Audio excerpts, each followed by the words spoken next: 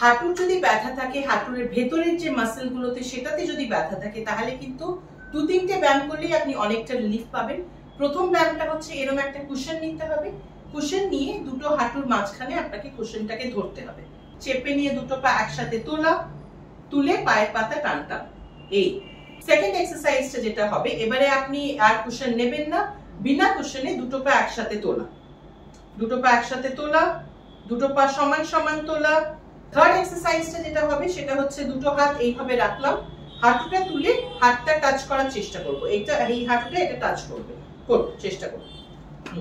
এই দুটো ব্যায়াম দাঁড়িয়েও করতে হবে।